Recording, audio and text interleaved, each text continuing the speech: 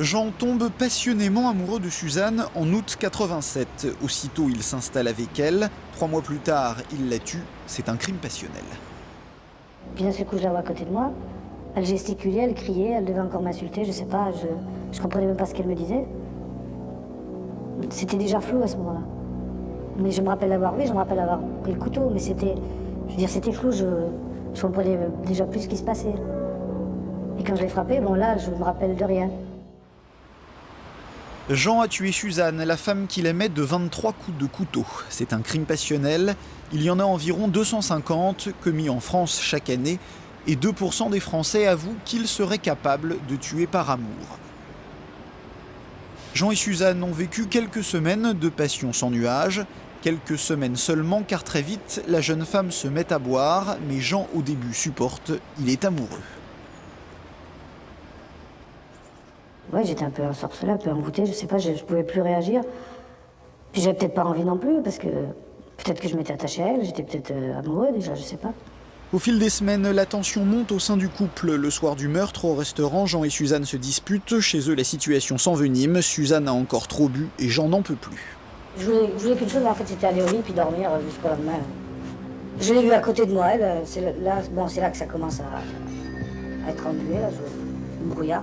Je l'ai vue à côté de moi, j'ai pris le couteau, puis bon, je me rappelle avoir pris le couteau, puis je sais pas ce qui s'est passé après. Il y a cette sorte de vertige que d'autres ont appelé le trou noir, d'autres on peut le qualifier différemment, mais il y a ce vertige est extrêmement intéressant. Ce passage à l'acte extrêmement brutal, extrême, d'une violence inouïe, pour des gens qui, 1 heure avant ou 2 heures avant, étaient des gens paisibles, des gens extrêmement policés, des gens qui respectaient les règles, des gens qui étaient dans le normatif, et qui décident tout d'un coup de passer dans la transgression. Après le crime, Jean est sous le choc. Machinalement, il prend la route et c'est seulement 2 heures après, dans une station-service, qu'il va comprendre. Lorsque je suis entrée dans la station-service, j'avais besoin de me rafraîchir, je suis allée directement aux toilettes.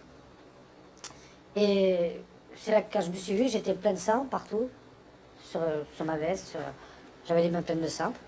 Et c'est là que je commence à réaliser qu'il s'était passé quelque chose et que j'avais pas été dans mon état normal durant un certain temps. Je me suis souvenu avoir pris le couteau. C'est l'image nette qui m'est restée, c'est la dernière qui m'est restée, vraiment nette. Et je me suis souvenu l'avoir entendu crier. Donc j'ai fait la relation avec le couteau et le sang quand même. Mais sans savoir vraiment ce qui avait pu se passer, sans comprendre surtout. C'est assez facile à comprendre, c'est un mécanisme protecteur. Les choses sont tellement affreuses, le stress est tellement intense que le cerveau se débrouille pour qu'il y ait un refoulement complet de ce qui s'est passé, pour se protéger. C'est un petit peu ce qui arrive au lapin qui est pris dans les phares de l'automobile. On se dit mais pourquoi il n'est pas parti? Parce qu'il est comme hypnotisé. Si vous voulez, c'est un état modifié de conscience qui fait qu'on n'est plus là. On s'abstrait de la réalité. Ce trou noir survient après l'acte. Et l'abolition de la responsabilité, c'est au moment de l'acte. Au moment de l'acte, on est parfaitement conscient. Quand on prend conscience de l'énormité du geste qu'on a fait, là, hop, on déconnecte.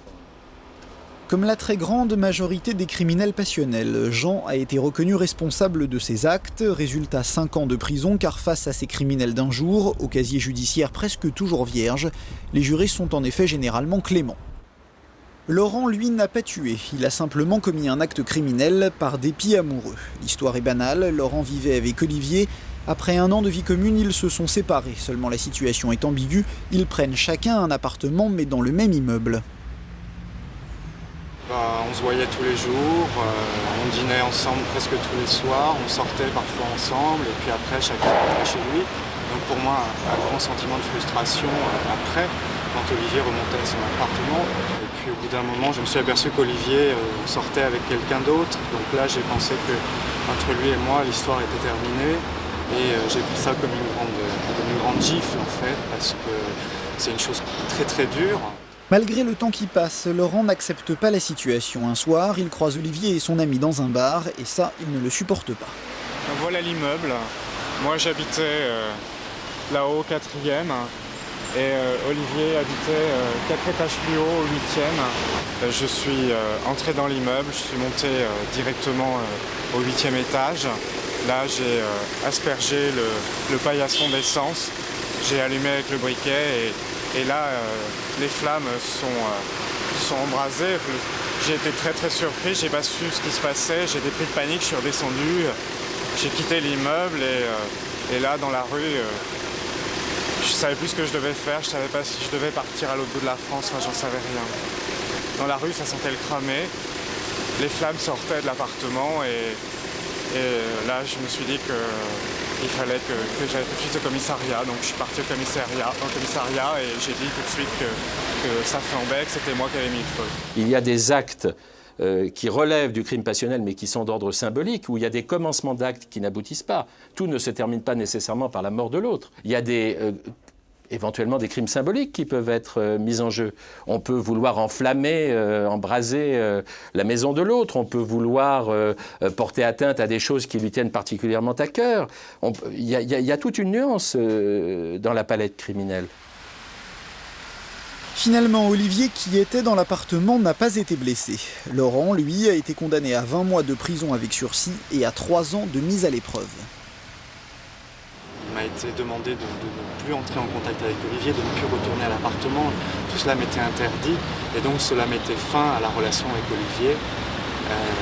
Et effectivement, quelque part, cet acte est un acte de purification. Et puis, c'est vrai que j'ai le sentiment d'avoir brûlé comme on brûle un champ pour mieux reconstruire derrière. Et aujourd'hui, c'est ce qui m'importe, c'est de pouvoir reconstruire, de vivre de nouveau. Et même si je garderai longtemps le souvenir de cette histoire.